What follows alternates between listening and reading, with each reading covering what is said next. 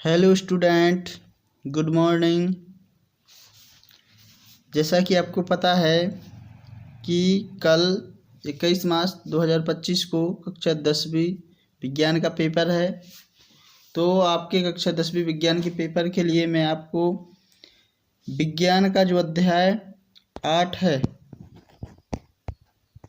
अध्याय 8 है जिसका नाम है अनुवांशिकता, उसके इम्पोर्टेंट वस्तुनिष्ठ क्वेश्चन और इम्पोर्टेंट क्वेश्चन लाया हूँ। इसमें से आपका 4 नंबर का आएगा, तो 2 नंबर के लगभग आपके इसमें से ऑब्जेक्टिव आएंगे और 2 नंबर का एक क्वेश्चन पूछा जाएगा। तो इसको मैं इस वीडियो में पूरा का पूरा कंप्लीट करने वाला हूँ, तो आप इसको अच्छे से देख लीजिए, समझ लीजिए और याद कर लीजिए, ठीक है ना। जल्दी से रिवीजन कर लीजिए। चलिए तो अपन वीडियो को स्टार्ट करते हैं। सबसे पहला क्वेश्चन है, अनुवांशिकता का जनक किसे कहा जाता है? तो किसको कहा जाता है? ग्रेगर जॉन मेंटल को। नर में कौन सा गुण सूत्र लिंग निर्धारण के लिए उत्तरदायी है? तो XY। इसके बाद निम्न में से कौन सा रोग अनुवांशिक है? तो डायबिटीज अनुवांशिक होता है। मनुष्य की कोशिका में गुणसूत्र पाए जाते हैं, तो 23 पाए जाते हैं। मेंटल किस पौधे पर प्रयोग किया था? तो मटर पर। मटर के एक शुद्ध लंबे पौधे टीटी और शुद्ध बौने पौधे छोटे टीटी में संकरण कराया गया। F2 पीढ़ी में शुद्ध लंबे पौधे और बौने पौधे का अनुपात क्या था? तो इसमें बावाला आ जाएगा 3:1। इसी प्रकार आपके रिक्त स्थान भी आते हैं।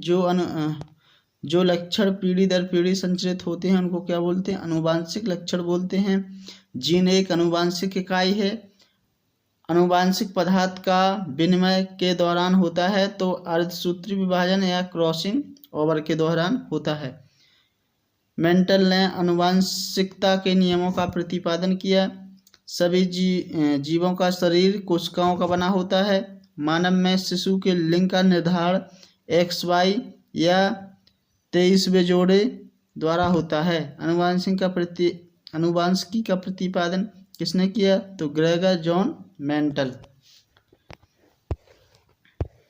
इसके बाद है, मेंटल ने अनुवांशिक लक्षणों के वाहक को क्या नाम दिया? फैक्टर। जीन की खोज करने वाले वैज्ञानिक का नाम जॉनसन। अनुवांशिक के जनक का नाम क्या है? तो ग्रेगर जॉन मेंटल, ठीक है ना।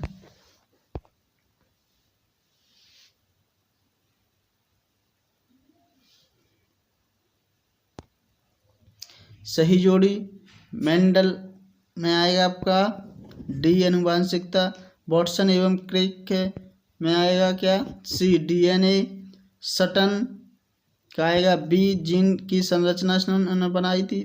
नर में लिंग का निर्धारण गुणसूत्र। जनक पौधों से उत्पन्न पीढ़ी पुत्री पीढ़ी। 77 में आएगा, पहला पुष्प के लाल एवं सफेद रंग में सफेद प्रभावी एवं लाल अप्रभावी होता है, तो ये अपना क्या हो जाएगा? असत्य हो जाएगा। बीज के गोल एवं झुर्रीदार गुणों में गोल प्रभावी एवं झुर्रीदार अप्रभावी होता है, तो ये सही है। जिन अंगों का हम निरंतर उपयोग करते हैं वे क्षीण हो जाते हैं, तो ये असत्य है। प्रकृति का योग्यतम का चयन करती है, तो ये सही है। जो गुण एक पीढ़ी से दूसरी पीढ़ी में संचित नहीं होते हैं वे अनुवांशिक गुण कहलाते हैं, तो ये अपना क्या हो जाएगा?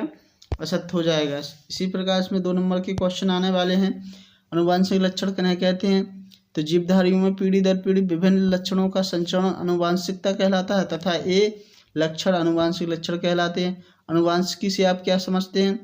विज्ञान की वह शाखा जिसमें अनुवांशिक लक्षण उनके संचरण एवं कारणों का अध्ययन किया जाता है, अनुवांशिकी कहलाती है।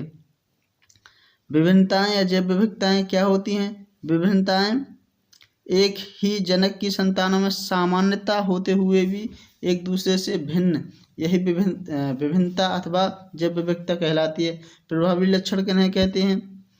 जब विपरीत लक्षणों के जोड़े में क्रॉस कराया जाता है तो जो लक्षण प्रदर्शित होते हैं वे क्या कहलाते हैं? प्रभावी लक्षण कहलाते हैं, ठीक है। इसके बाद एक संकर क्रॉस क्या होता है? एक संकर क्रॉस एक विपरीत लक्षण को साथ लेकर कराए गए संकरण को एक संकर कहते हैं। द्विसंकर क्रॉस क्या होता है? दो विपरीत लक्षणों को एक साथ लेकर कराए गए संकरण को द्विसंकरण क्रॉस कहते हैं। ठीक है, इसके बाद गुणसूत्र क्या होते हैं, इनके कार्य। गुणसूत्र धागेनुमा संरचना है जो पादप एवं जंतु कोशिकाओं के केंद्रक में पाई जाती है। आनुवांशिक लक्षणों के वाहक जीन्स इन्हीं पर स्थित होते हैं। पीढ़ी दर पीढ़ी लक्षणों की वंशागतिकी इनका प्रमुख कार्य है। मेंडल के नियमों का महत्व समझाइए। मेंडल के नियम वंशागति की प्रक्रिया को समझाने हेतु अत्यधिक महत्वपूर्ण है। ये नियम जीवों के मध्य विभिन्न प्रकार की सामान्यता और असामान्यता का कार्य व्यक्त करते हैं। पीढ़ी दर पीढ़ी होने वाले लक्षणों की वंशागतिकी की इन्हीं नियमों के द्वारा व्याख्या की जाती है। मेंडल के प्रभाविकता के नियम को समझाइए।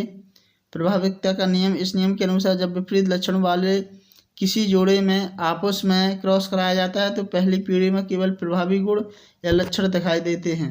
ठीक है ना, उदाहरण के लिए लंबे पौधे का क्रॉस पौने पौधे से कराने पर। इसी प्रकार मेंडल के पृथक्करण का नियम, जब एक जोड़ा विपरीत लक्षणों को एक संकर में साथ साथ लाया जाता तो एक दूसरे से बिना मिश्रित हुए साथ साथ रहते हैं तथा युग्मकों के निर्माण के समय ये पूर्ण शुद्ध रूप से अलग हो जाते हैं। इसे ही क्या बोला जाता है? पृथक्करण का नियम कहते हैं। जिनके प्रमुख चार कार्य। ठीक है, मनुष्य में बच्चे का लिंग निर्धारण कैसे होता है, इसको भी आपको एक बार अच्छे से करके जाना है। ठीक है, मेंडल के द्वारा प्रयोग के लिए मटर के पौधे का चुनाव क्यों किया गया है? तो मटर का पौधा वार्षिक तथा अल्पकालिक जीवन चक्र वाला होता है। यह आसानी से सर्वत्र उगाया जा सकता है। मटर का पुष्प द्विलिंगी होता है। ये स्वपरागित होता है। मटर के पौधे में अनेक विपर्यायी गुण पाए जाते हैं। ठीक है ना, तो ये अनुवांशिक जो लेसन है कक्षा 10वीं विज्ञान में, उसके मैंने आपको महत्वपूर्ण ऑब्जेक्टिव टाइप क्वेश्चन भी बता दिए और 2 नंबर में जो आने वाले क्वेश्चन हैं वो भी बता दिए। एक बार आप इनको जरूर पढ़ के जाइए। एक बार वीडियो को पूरा एक बार पुनः देखिए तो आपको कल के पेपर में ज़रूर ही बेनिफिट मिलेगा। ठीक है ना, और जो भी बच्चे नए हैं वो प्लीज़ वीडियो को लाइक कर देंगे और चैनल को सब्सक्राइब कर लेंगे। ठीक है ना, तो अभी इतना कीजिए, फिर मिलते हैं नेक्स्ट वीडियो में। Thank you.